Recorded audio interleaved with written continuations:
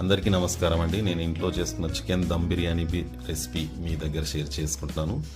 ఇక్కడ నేను లవంగా, ఇలాచి, సాజీరా, ధనియాలు, చెక్క, బిర్యానీ ఆకు, మిరియాలు, జీలకర్ర దూరగా వేయించుకొని రోట్లో వేసి పొడిగా చేసుకున్నాను. మనం మసాలా దినుసులు తగినంత వేసుకోవచ్చండి, కొలతలు అనేటివి ఏమీ లేదు. ఒక ఎల్లిపాయ, కొంచెం అల్లము పేస్ట్ చేసుకున్నాను రోట్లో వేసుకొని. తర్వాత పచ్చిమిర్చి, పుదీనా, కొత్తిమీర తీసి పక్కన పెట్టుకున్నాను. ఒక హాఫ్ కేజీ చికెన్ నేను ఇక్కడ తీసుకున్నాను అండి. హాఫ్ కేజీ చికెన్ శుభ్రంగా కడుక్కొని పక్కన ఉంచుకొని దాంట్లో ఉప్పు, పసుపు, కారం పొడి రుచికి తగినంత, మనం ఫ్రైడ్ చేసుకున్న ఆయిల్ వేసి మ్యారినేట్ చేసుకొని పక్కన ఉంచుకోవాలి. తర్వాత మనం రోట్లో దంచుకున్న మసాలా పొళ్ళు తర్వాత వేసుకోవాలండి, ఫస్ట్ వేసుకోవద్దు. తర్వాత కొద్దిగా పెరుగు వేసుకున్నాను. పెరుగు వేసుకొని మ్యారినేట్ చేసుకున్న తర్వాత 4-5 పచ్చిమిరపకాయలు చీలికలు, కొత్తిమీర, పుదీనా వేసి మ్యారినేట్ చేసుకొని పెట్టుకున్నాను. తర్వాత ఫ్రైడ్ ఆనియన్ వేసుకున్నానండి. తర్వాత ఫ్రైడ్ ఆనియన్ వేసుకున్న తర్వాత మ్యారినేట్ చేసి పక్కన పెట్టుకున్నాను. ఒక గిన్నెలో వాటర్ తీసుకొని దాంట్లో ఉప్పు తగినంత ఉప్పు వేసుకోవాలండి, నీరు ఉప్పుగా ఉండాలి. ఇక్కడ చూపిస్తున్న మసాలా దినుసులు నేను వాటర్లో మరుగుతున్న నీళ్ళలో వేసుకున్నాను. కొత్తిమీర, పుదీనా నీళ్ళల్లో వేసుకోవాలి.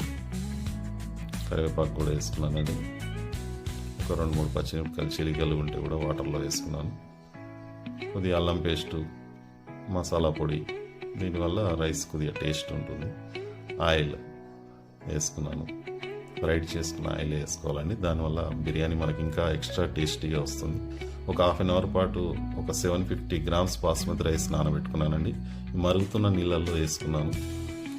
ఒకసారి కలుపుకున్న తర్వాత ఈ నీళ్లు వేడెక్కిన తర్వాత మనం ఏదైతే మ్యారినేట్ చేసుకున్నామో ఆ చికెన్లో వేసుకోవాలండి. దీనివల్ల చికెన్ మనకు మాడకుండా మంచిగా కుక్ అవుతుంది, దమ్ములో బాగా కుక్ అవుతుంది.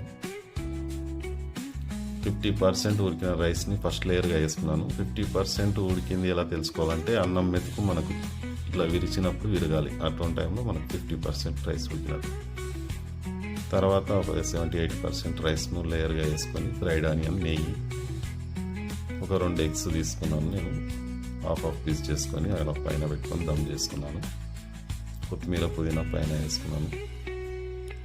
స్టవ్ హై ఫ్లేమ్లో ఒక 8 మినిట్స్ పెట్టుకున్నాను. గిన్నె పల్చగా ఉన్నప్పుడు పెంక పెట్టుకోవాలి.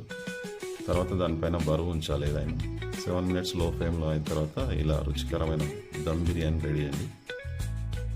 అంతేనండి, ఇంట్లో ఉన్న మసాలాలతోనే ఇలా నేను చేసుకున్న దమ్ బిర్యానీ మీకు చూపించానండి. ఈ వీడియో నచ్చితే ఒక లైక్ చేయండి.